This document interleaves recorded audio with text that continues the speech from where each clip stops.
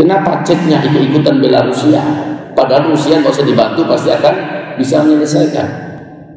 Dan saya yakin banyak umat Islam se-Indonesia, mungkin sedunia, terkesima dan terpesona melihat penampilan Ramzan Kadyrov sebagai presiden Chechnya. Tapi saya tidak mau hari ini membiarkan Bapak larut dalam ketertipuan. Jangan sampai larut dalam ketertipuan. Tampilan-tampilan zahir yang ditunjukkan oleh Ramzan Kadyrov, presiden Chechnya, ini seluruhnya adalah tipuan yang cukup membuat umat ini tak tahu siapa sebenarnya dan bagaimana masa lalu beliau. Idza jaa nasrullahi wal fath wa ra'aitan an-nas yadkhuluna fi dinillahi afwaja fasabbih bihamdi rabbika wastaghfir innahu kana tawwaba. Tiba-tiba si presiden Chechnya muncul dengan 12.000 pasukannya yang identik dengan jenggot, pasukannya yang identik dengan Allahu Akbar, pasukannya yang identik dengan sholat berjamaah. Tampil ngapain? Membela Rusia, negara yang begitu adidaya, negara yang begitu kuat, dibela oleh pasukan kecil yang dulu dibantai oleh Rusia. Mungkin ini big question, muncul permasalahan besar. Ada apa ini? Kenapa Ceknya ikut-ikutan bela Rusia? Padahal Rusia nggak usah dibantu, pasti akan bisa menyelesaikan. Dan saya yakin banyak umat Islam se-Indonesia, mungkin sedunia, terkesima dan terpesona melihat penampilan Ramzan Kadyrov sebagai presiden Chechnya. Tapi saya tidak mau hari ini membiarkan Bapak larut dalam ketertipuan. Jangan sampai larut dalam ketertipuan.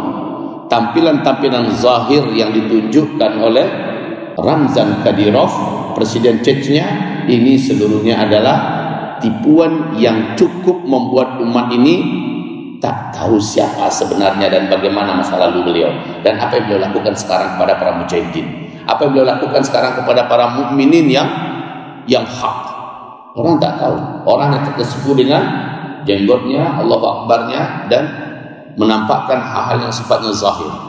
Lalu pada akhirnya orang akan berkata, wah, Rusia inilah Rum yang sebenarnya. Ya, nanti umat akan bergabung dengan Rum, lalu mereka berperang melawan musuh bersama. Wah, ini hadisnya. Saya katakan kepada Bapak Ibu, Rusia adalah pecahan Uni Soviet, dan inilah eksistensi terbesar Uni Soviet setelah Uni Soviet dihancur leburkan oleh mujahidin Taliban di Afghanistan. Hancur berkeping-keping Uni Soviet. Setelah itu Amerika Serikat sebagai negara superpower satu-satunya di dunia, dengan menggunakan payung PBB-nya, mengajak seluruh kekuatan NATO untuk mengeroyok rame-rame mujahidin Taliban yang ada di Afghanistan. 20 tahun peperangan terpanjang yang pernah dialami oleh Amerika Serikat, dan peperangan paling memalukan, paling merugikan. Tidak terkira kerugian mereka, lubang hutang terdalam harus mereka tanggung, dan ini tidak akan bisa mereka tuntaskan untuk beberapa abad. Tapi mereka nekat dan gila, tanpa ada jaminan emas, mereka cetak 20.000 triliun dolar tanpa ada emas yang menjaminnya, secara gila-gilaan. Dan ini menandakan sebentar lagi perekonomian dunia yang berbasiskan uang palsu ini, Pak, uang kertas ini akan berakhir, dan kita di dunia akan kembali kepada emas dan perak sesuai dengan yang dinubuatkan oleh Nabi besar Muhammad SAW. Kita kembali kepada Rusia dengan Ramzan Kadyrov, dengan Ramzan Kadyrov, presiden Chechnya. Ramzan Kadyrov ini anak kandungnya Ahmad Kadyrov. Siapa Ahmad Kadyrov? Awalnya dulu adalah seorang mujahid berjuang bersama di Shishan, Chechnya, dengan seorang arsitek jihad dan panglima tempur terkuat, ya, Al-Khattab di Chechnya. Sementara Shamil Basayev masih hidup ketika itu.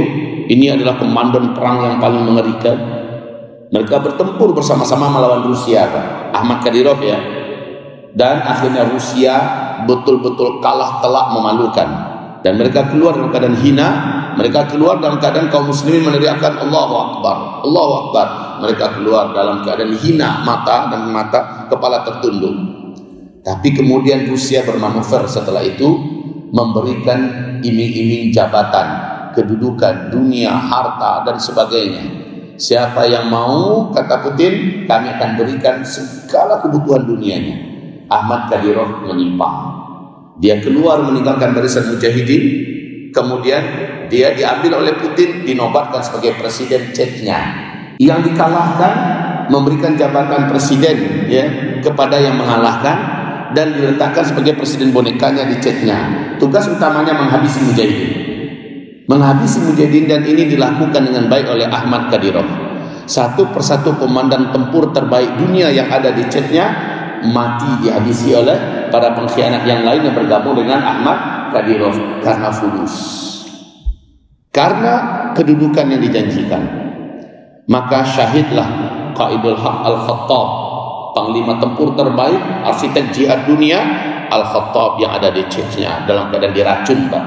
Dikirimin surat itu asistennya yang berikan, ternyata sudah diracuni. Dengan ini beliau meninggal. Kalau tidak, Pak, dia Khalid bin Walidnya abad ini.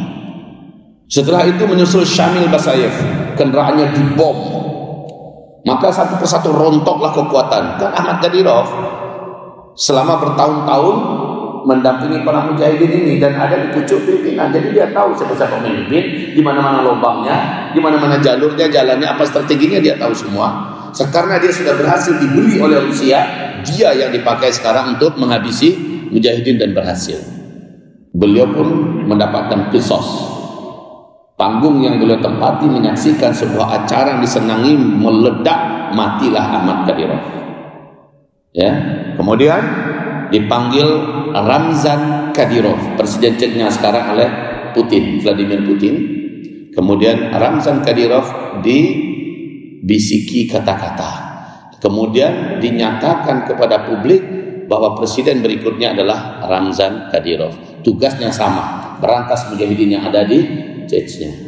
Setiap aktivis, setiap dai, setiap orang-orang beriman yang soleh dan taat diperantas, diculik, disiksa habis-habisan oleh Ramzan Kadyrov dengan bala pasukannya. Ini biar Bapak jangan sampai tidak. Bapak mau dapat informasi yang kuat, silahkan Bapak buka nanti arrahmah.com, buka, lihat itu. Bagaimana sejarah mereka ini, Pak. Bagaimana video-video mereka, tahun, tanggal, sumber referensinya bisa didapatkan di sana. Biar ini jangan dikatakan adalah fitnah. Karena kita sudah terlanjur euforia ya melihat hebatnya pasukan Chechnya ini. Tidak. Sampai hari ini mujahidin masih tetap bergerilya di Shishan, Chechnya.